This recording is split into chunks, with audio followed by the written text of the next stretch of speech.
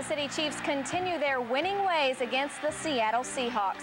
Good evening, everyone. I'm Jennifer Vannatta. Daryl has the night off. We'll have more on the Chiefs' victory in just a moment. But first, we're living in the methamphetamine capital of the Midwest, and Senator Kit Bond wants to know why. He says as governor, he established the Drug and Crime Unit of the Highway Patrol to deal with these problems, and he wants to know why it's not working. KQ2's Heather Kelly tells us more. Governor Mel Carnahan recently held a conference with law enforcement officers about fighting the meth problem. He said the state legislature should act on the issue early next year. Well, the Chiefs improved their record to 9-3 this afternoon against the Seahawks. Sports director Kevin Hall joins us now from the newsroom with a look at today's game. Kevin, not quite the exciting finish like last week, but a close score throughout most of the game. Yeah, I don't think any game can compare with last week's game against Denview. Forward to it. Thanks, Kevin.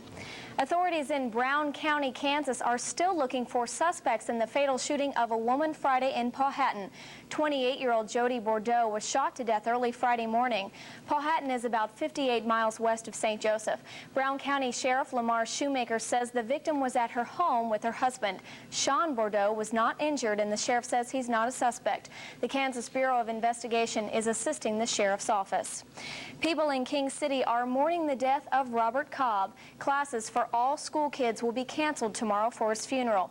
Cobb taught Spanish and coached girls and boys golf at King City High School. He was also the owner, publisher, and editor of the Tri-County newspaper in King City for the past 21 years. Services for Cobb will be held tomorrow at 10 o'clock in the King City High School gym. The burial will follow at King City Cemetery. After 37 days in the hospital, septuplet mom Bobby McCoy is back home. She walked into her home slowly this afternoon without anyone's help.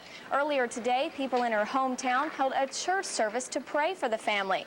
Friends, neighbors, and relatives gathered at the Missionary Baptist Church and gave thanks for Bobby's successful delivery. Her 7 little ones are still in intensive care but are getting better. 2 of the babies are now breathing on their own, and doctors expect the others will most likely be taken off ventilators in the next few days. An annual tradition continued tonight. St. Joseph's Mayor hosted the 11th annual Mayor's Thanksgiving Dinner. KQ2's Natalia Devin tells us why not only those attending get a good meal. Tonight's humanitarian award winners are Dan D Services, Missouri Restaurant Association, St. Joe Tobacco Company, J.C. Penney, and the individual humanitarian award went to Veronica Mado. The Mayor's End Hunger Award went to the St. Joseph East Rotary Club. We also want to add that our very own Mike Braciano had the privilege of serving as Master of Ceremonies tonight.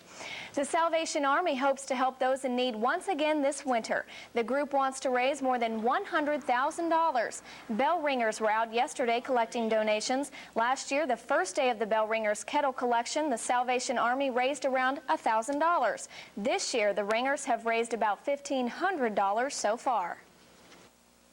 We're hoping. Over the years, donations have helped the Salvation Army grow. Currently, the Salvation Army has room for 35 people to sleep overnight, but by February, they will have a 60-bed facility. The Olympics took place in St. Joseph today. Coming up next, meet some bowlers from all over the state who are striking gold. And later, Santa visits a little early, but he's not riding in his sled. We'll explain. First, take a look at tonight's winning lottery numbers. Good luck. Athletes from all over the state came to St. Joseph to bowl for the gold today. St. Joseph was the site for the Special Olympics State Bowling Tournament. KQ2's Tiffany Gruner tells us why so many people are a part of this special tournament. Lynn Ryland. Many of the athletes compete in basketball, softball, track and field, and even swimming with the Special Olympics. Chuck Davis joins us now with a look at the forecast. I had my windows down driving this afternoon. It wasn't too bad. It was great out there, and not nearly as warm as it's going to get later on this week. So we've got some good weather in store. We'll tell you about that forecast right after this. Some rain in the forecast for Thanksgiving. Looking